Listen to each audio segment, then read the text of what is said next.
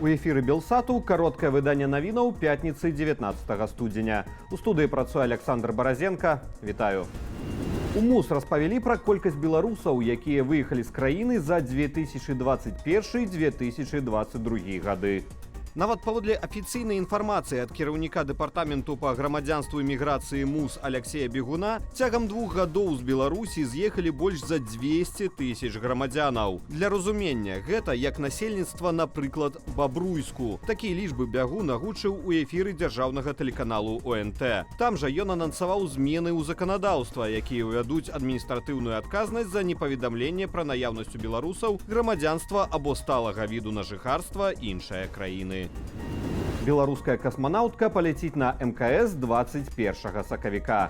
Марына Васілеўская ўвайшла ў склад экіпажу расійскага пілатаванага карабля «Саюз МС-25».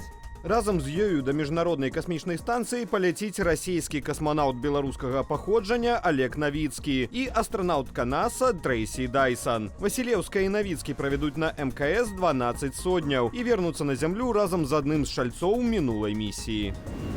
Смяротнае ДТЗ у Лунінецкім раёне. У вёсцы станцыя Дзятлавічы лоб у лоб сутыкнуліся 2 аўтамабілі.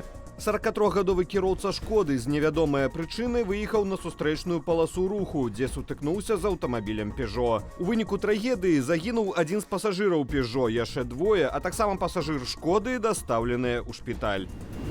Краіны НАТО будуць рыхтавацца да магчымай расійскай агрэсіі. Наступным тыднем краіны альянсу распачнуць найбуйнейшыя з моманту заканчэння халоднай вайны супольныя вайсковыя вучэнні. У вучэннях Steadfast Defender возьмуць удзел каля 90 тысяч вайскоўцаў краінаў НАТО і Швецыі, якая плануе найбліжэйшым часам далучыцца да блоку. Працягнуцца вучэнні ажно да траўня. Згодна са сцэнаром, Расія нападае на адну з краінаў альянсу, што прыводзіць у дзеянне 5-ы артыкул дамовы НАТО. Учора старшыня вайсковага камітэту НАТО, нідэрландскі адмірал Роб Бауэр, заявіў, што краінам альянсу варта рыхтавацца да імавернага нападу Расіі ў найбліжэйшыя 20 гадоў. Ягоныя словы прыводзіць выданне «Тэлеграф».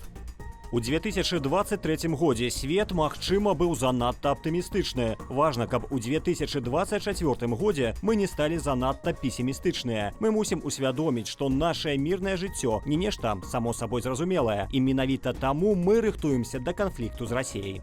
Раней нямецкае выданне «Більд» са спасылкаю на сакрэтныя дакументы Бундесверу распавядала, што Расія можа атакаваць усходні фланг НАТО ўжо наступную зімою, у тым ліку праз тэрыторыю Беларусі. Украінскі беспілотнік атакаваў нафтабазу ў Клінцах Бранскай вобласці Расіі. Вот это да! Кадры наступстваў атакі публікуюць мясцовыя тэлеграм-каналы. Са словаў губернатара Александра Багамаза, дрон заглушылі сродкамі радыёэлектроннай барацьбы, але ён паспеў скінуць боепрыпас. Знішчаныя некалькі рэзервуараў з нафтапрадуктамі. Тушэнне пажару працягваецца. Пацярпелых, паводле папярэдняй інфармацыі, няма. У Расіі не сціхаюць пратэсты ў Башкартастане. Сёння ў сталіцы рэспублікі Уфе на цэнтральнай плошчы Салавата Юлаева паліцыя разагнала мірную акцыю падтрымання актывіста Фаіля Алсынава, асуджанага на 4 гады пазбаўлення волі паводле справы аб так званым распальванні варожасці. Дзесяткі ўдзельнікаў народных гуляняў затрыманыя. Раніцай на адной з галоўных плошчаў сталіцы Башкартастану сабраліся паводле розных ацэнак ад 1000 да 1500 асобаў. Людзі ўскладалі кветкі да помніку нацыянальнаму паэту Салавату Юлаеву, танцавалі і спявалі песні на башкірскай мове. Ніякіх плакатаў і лозунгаў у ўдзельнікаў народных гуляняў не было. Праз пэўны час супрацоўнікі паліцыі і АМАПу пачалі сілавы разгон і затрыманні ўдзельнікаў. Я всех вас предупредил еще раз.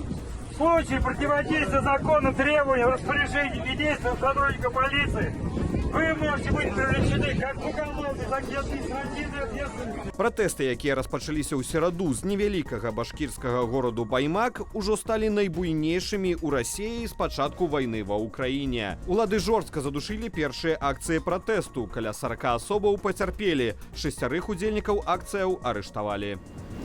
Еўрапарламент прыняў рэзалюцыю, у якой асудзіў Угоршчыну за падрыў асноўных каштоўнасцяў еўразвязу. Таксама еўрапейскія дэпутаты асудзілі вугорскага прэм'ера Віктара Орбана за атаку на дэмакратыю ў краіне. Гэтая рэзалюцыя ў выніку можа прывесці да пазбаўлення права голасу Будапешту у ЕЗ. Нагадаю, раней Орбан наклаў вета на 50 мільярдаў еўра ў фінансавай дапамогі ўкраіне. 1 лютага на саміце ў Брусэлі лідары Еўрапейскага звязу зноў паспрабуюць прыняць пастанову аб дапамозе ўкраіне. Пасля таго, як Орбан перашкодзіў прыняццю супольнага бюджэту, астатнія 26 краінаў Еўразвязу заявілі, што разглядаюць магчымасць ухваліць бюджэт без удзелу Будапешту. Праваслаўныя вернікі, якія прытрымліваюцца юліянскага календара, сёння адзначаюць вадохрышча або богаз'яўленне. Адное з галоўных рэлігійных святаў ушановае момант хросту Ісуса Хрыста ў рацэ Іардан. З самай раніцы вернікі ідуць у цэрквы па асвечаную ваду. Нягледзячы на тое, што вадохрышча ў нашых шыротах прыпадае на самыя студзёныя зімовыя дні, у народзе таксама замацавалася традыцыя купання ў палонках. Падрабязней пра гэты ды іншыя навіны, як заўсёды, апавядуць мае калегі ў вечаровых выданнях аб'ектыву і студыі Белсат. Я ж на гэтым з вамі развітваюся і заклікаю, калі для вас гэта бяспечна, ставіць лайкі, каментаваць і дзяліцца нашым выданнем, каб яго пабачылі як мага болей гледачоў. Беражыце сябе і заставайцеся з Белсатам.